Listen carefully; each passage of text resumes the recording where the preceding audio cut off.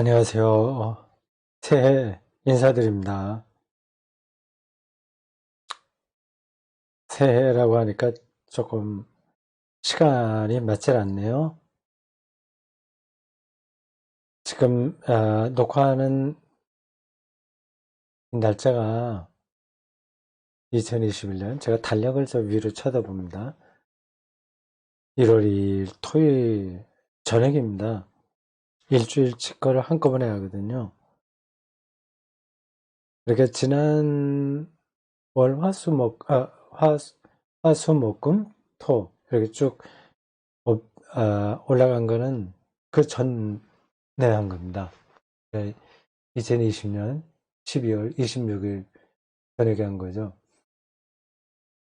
그러니까 그때는 맞아, 그 날짜가 뭐 왔다 갔다 하네요. 말을 하다 보니까 어, 이미 2021년 지금 이 녹화를 하는 시간은 2일이기 때문에 이틀이 지나가긴 했는데 그래도 제가 녹화하는 건 21년이라서 이렇게 새해 인사드린다 이렇게 말씀드렸습니다. 조금 제목을 바꿨습니다. 누가복음 읽기로 여태까지 했어요. 하다 보니까 그냥 단순하게 읽고 간단하게 설명하는 게 아니라 한 절 한 절을 좀 깊이 제가 얘기하더라고요.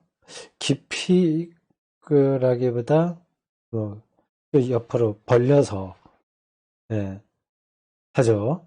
한 절을 거의 그냥 하루치로 그렇게 하는 겁니다. 진도가 늦어요.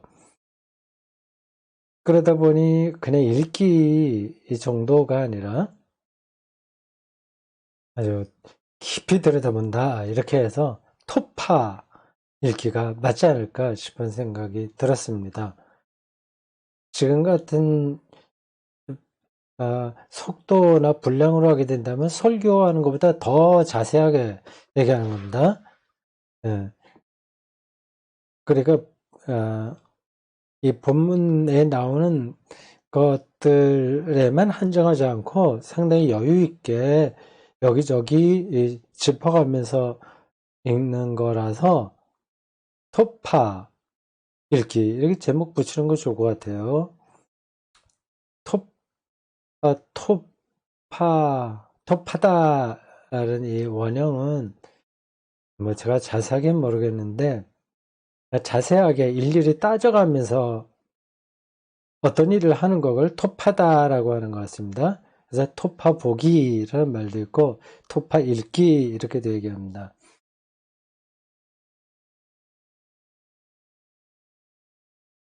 46번째부터는 토파 읽기 요거로 바꿨습니다. 지금 우리는 누가복음 1장 67절부터 시작하는 그 사가랴의 예언을 읽고 있습니다. 그거를 지난 한 주간 5번에 걸쳐서 했죠. 67절부터 71절까지 했습니다. 사가랴의 예언이라고 소제목이 우리 성경에는 붙어 있는데 예언이라기보다도 찬송이죠. 그러니까 사가랴라고 하는 인물을 내세워서 누가복음을 기록한 사람이 초기 기독교의 찬송을 전한 겁니다. 이 내용을 보면 꼭 뭐 세례 요한에만 관계된 거로 보이지는 않아요. 세례 요한에 대해서 이 누가복음 기자가 이렇게 자세하게 다루고 있는 이유가 뭐 따로 있겠죠. 여하튼 특이하긴 특이합니다. 마태복음에도 이렇게 많이 다루진 않죠. 세례 요한 세례 요한의 출생에 관한 거는 누가복음이 유일하고 그리고 그 분량도 상당히 많습니다. 여기 사가랴의 찬송가까지 나오네요. 이거는 안 들어가도 크게 문제가 되지 않을 텐데 굳이 이렇게 사가랴의 찬송까지 넣은 걸 보면 누가복음 공동체 안에 세례요한의 제자들이 아니면 세례요한의 전통이 상당한 영향력을 끼치고 있었던 것 같습니다. 누가복음 공동체라고 제가 표현했는데 이게 어떤 뜻인지는 알겠죠. 이 복음서는 그 당시에 모든 교회에서 다 읽지는 않았습니다. 누가복음이라고 하면 누가 신학, 누가라고 하는 사람의 신학이 형성된 교회라고 하는 겁니다. 마태는 마태 공동체, 마가는 마가 공동체, 요한은 요한 공동체예요. 누가 공동체, 그게 어딘지는 우리가 잘 모릅니다. 초기독교의 기독교인들이 근데 좀 광범위하게 확산되어 있었어요. 복음이 전파되면서 처음에는 디아스포라 유대인들 중심으로 해서 복음이 전파되다가 이제 이방인들도 들어오게 되고요. 이방인과 유대인 디아스포라가 같이 섞여 있는 교회 시절이 있었고, 좀 시간이 지나면서 완전히 이방인들로만 구성된 교회도 나오기 시작하고 굉장히 다양한 갈래로 교회가 천천히 자리를 잡아갔습니다. 여러분들이 잘 알다시피 유대교하고 그냥 같이 있었어요. 이건 또 얘기하지 않겠습니다. 근데 이런 기본적인 거를 또 모르는 분들은 들을 만한 이야기인데 그냥 지나가겠습니다. 누가복음에는 이 세례요한에 대한 이야기가 이렇게 출생부터 예수 출생과 거의 버금갈 정도로, 물론 이거는 예수 출생을 더 돋보이게 하기 위한 하나 문학적인 장치이긴 하나 그런 정도의 비중이 아니라 거의 예수의 버금갈 정도의 중요성, 그렇게 중요하게 다뤄지고 있는 걸 보면 누가복음 공동체에 이 세례요한 네, 영향력이 상당했다. 이게 분명해 보여요. 그 말이 여러분들이 뭐 어떻게 들리시는지 모르겠습니다. 세례요한이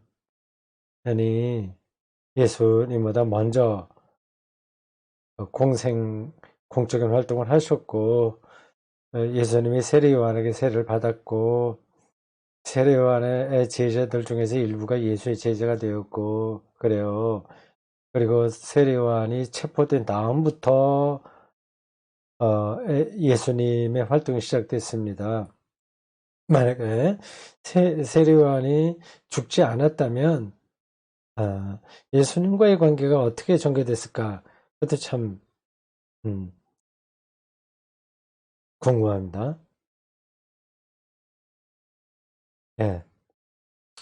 여기 사가랴의 찬송가가 이제 쭉 나옵니다. 근데 내용을 보면 뭐 유대의 그 신앙적 전통이 그대로 담겨 있어요.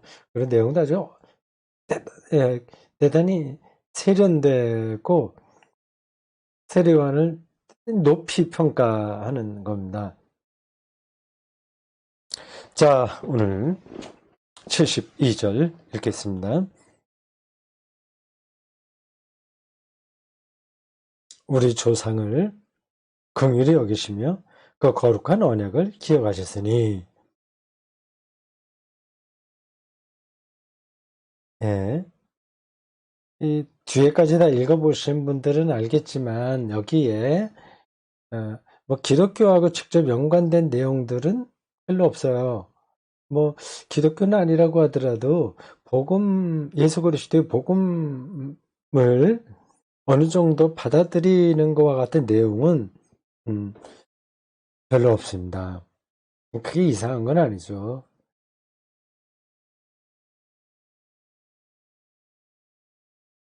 예수님의 그 가르침, 예수님에게 일어난 그 사건, 우리 그걸 다 통틀어서 복음이라고 합니다.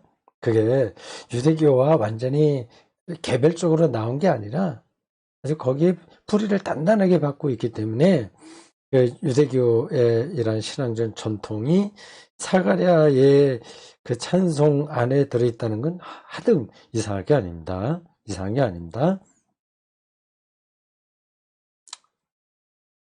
우리 조상을 긍휼히 여기시며, 네. 이게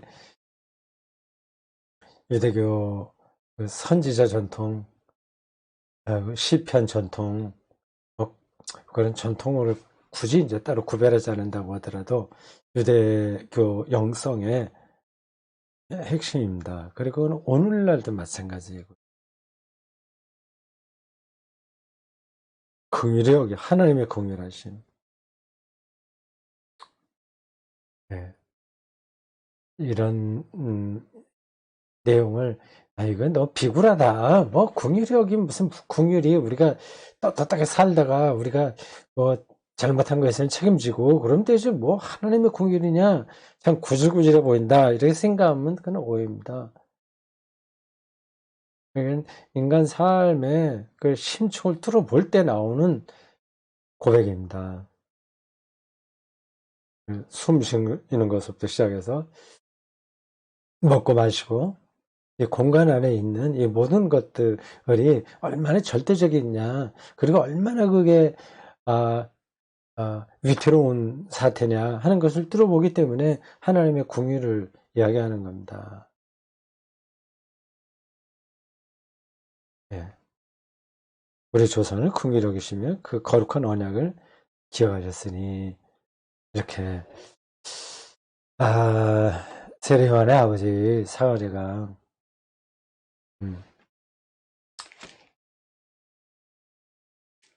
그렇게 세례요한의 출생 앞에서 그렇게 얘기하는 거죠. 네. 자, 46번째 여기까지입니다. 수고했습니다.